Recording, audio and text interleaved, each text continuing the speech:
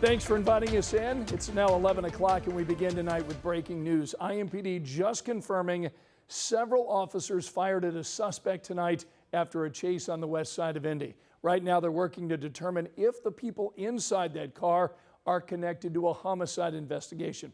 Now I want to give you a live look at the scene of this police shooting. This is near I-70 and Harding. This is where Logan Gay just talked with investigators. So Logan, what have you learned?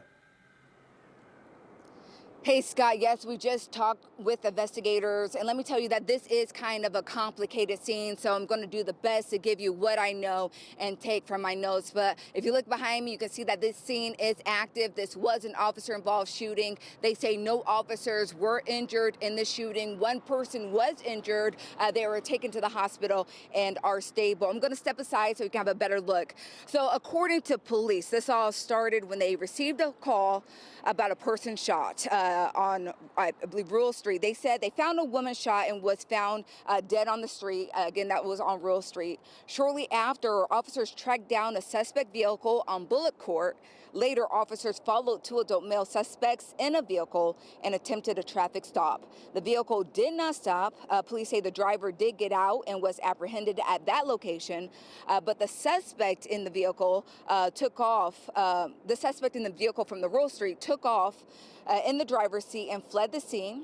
And that's how we got here to Harding. Now, officers say they attempted a pit maneuver, and when that finally happened, they say that the suspect pointed and shot a firearm or a gun at the officers. The officers fired back, and the suspect was shot and taken to the hospital, again, in stable condition. Now, IMPD did say that there was a firearm found on the scene, and they also say that these roads will be blocked off as they continue this investigation. You can see how many officers are here investigating the scene. You can see they have flares on the ground. You can also see that there are still a few cars trying to make it through. Many of them have to turn around or they're jumping on the interstate there. So again, officers are saying that if you don't have to be in this area, please stay away.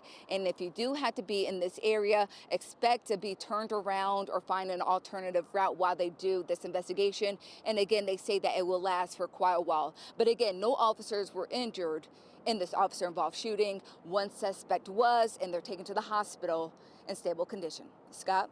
All right, Logan, thanks. We'll have more on WTHR.com and also on Sunrise tomorrow. Also tonight, police got called to downtown Indy near Capitol Avenue and Maryland Street. Our crew saw police blocking off the entrance to a parking garage on Capitol right across from the Indiana Convention Center. This was around 6 tonight.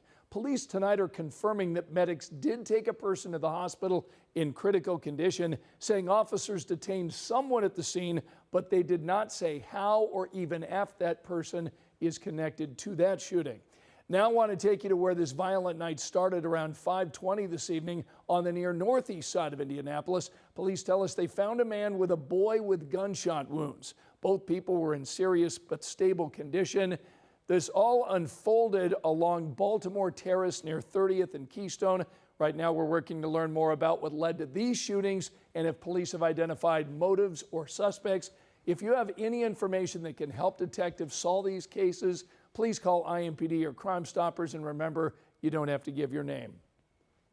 Several inmates from the Indiana Women's Prison just celebrated a milestone, earning a college degree while they are still incarcerated. Brandon Schaff was at this graduation and explains tonight how it's really changing their lives and preparing the inmates for what's next. Inside this chapel at the Indiana Women's Prison, several incarcerated women here were celebrated by Marian University with a commencement as they graduate from their program here and prepare for life beyond prison. Inmates dressed in caps and gowns, greeted by family and faculty. These are full-time college students pursuing associate and bachelor's degrees while serving time for the mistakes that sent them here. Paige Herendine had a drug dealing charge. The Women's College Partnership gave her an opportunity to turn her life around since she never made it through college before she went to prison. She took business classes, learning to get a job and get ahead before re-entry into the world. I feel now like I can adult when I get out and be able to make it and have a foundation. I'm not worried anymore about where am I going to go, how am I going to build my life. Like, I feel confident and so excited. Herendine says the program helped them pass the time and have something to look forward to every day. Her classmate Lavisa Shockley used to sell drugs and carry guns. She says the program changed her life, helping her realize she has the potential to be a better woman and help others. She shared advice for anyone else in prison who is losing hope. Dare to be different. Be you. Don't let anybody tell you you can't do anything you want to, because it's possible, despite the circumstances. Overcoming her circumstances and walking across the stage with her classmates, better prepared for what's next. On Indy's West Side, Brandon Sheff, 13 News. Lavisa earned a bachelor's degree and wants to start her own company. Paige has an associate degree and wants to become a peer recovery coach, write grants, and help people have a voice. Rob?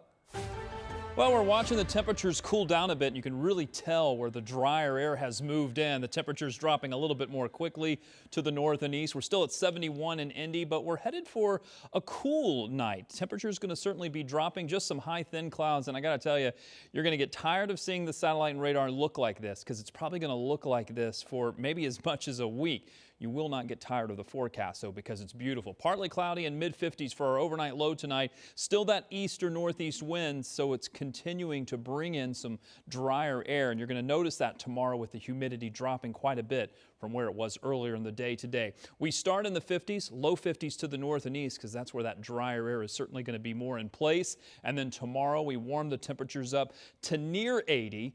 We'll cool it down a little bit as we get close to the weekend, but I think you're still going to like this forecast. I'll talk more about the weekend and next week coming up. All right, Rob, thanks so much. And now to a conversation tonight about education and funding here in our city. The Indianapolis Public Education Corporation is considering a referendum on the November ballot. Tonight, the 9-member board appointed by Mayor Joe Hogsett weighed options for what that referendum could look like. They talked about priorities, amounts, and how long it would last.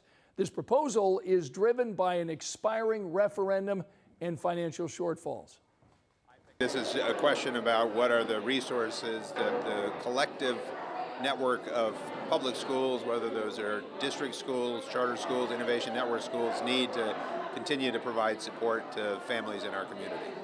The board members did not take action on the referendum tonight. They are expected to vote at their meeting on June 22nd.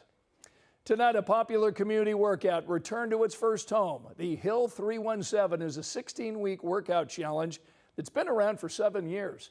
It's typically been hosted at Lawrence Community Park. Then this week, Lawrence city leaders raised some concerns about the crowd size, saying organizers did not have the proper permits. Well, that forced an event Monday to relocate to Paul Ruster Park, which is here in Indianapolis. But tonight, organizers had the permits in place, and they were able to return to their original hill. And it's all about community and helping our people get healthy and stay healthy, man. Bringing everybody together at once, something positive, and just getting in shape. Plus, the people behind the hill and Lawrence city leaders are now teaming up for the Live Longer in Lawrence Health and Wellness Fair. That's on Sunday from noon to 4. We reached out to Mayor Deb Whitfield, who told 13 News she's looking forward to help grow this event. She released a statement tonight that says, in part, Hill 317 showcases the best of Lawrence by encouraging active lifestyles while creating a fun, family-friendly experience that brings people together. Here's a look at the other stories making headlines right now. A man shot on the far east side of Indianapolis has died. The shooting happened more than a month ago on German Church Road near Washington Street. The man's name hasn't been released by the coroner yet. Right now, we're working to learn if police have identified a possible suspect or a motive. Tonight, 2 track chairs stolen from Fort Harrison State Park are back where they belong. Someone stole the all-terrain electric wheelchairs earlier this month. The chairs are designed for people who need assistance getting around the park. Indiana Attorney General Todd Rokita is joining a lawsuit challenging the federal government's decision to reclassify marijuana. The lawsuit claims that acting U.S. Attorney General Todd Blanche and the DEA did not follow proper procedure. Now Rokita and the Attorneys General in Nebraska and Louisiana are asking the U.S. Court of Appeals to review the reclassification. Tonight we're getting our first look at what's next for the City Market redevelopment here in downtown Indianapolis. Phase 1 begins this summer, focusing on Whistler Plaza, transforming it into a terraced area with green space, seating, and pedestrian amenities. This part of the project should wrap up next year.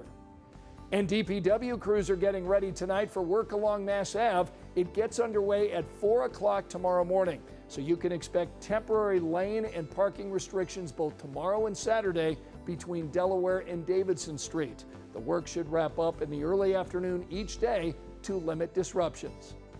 Remember, you can find all of our latest local stories streaming anytime. Just scan this QR code on your screen.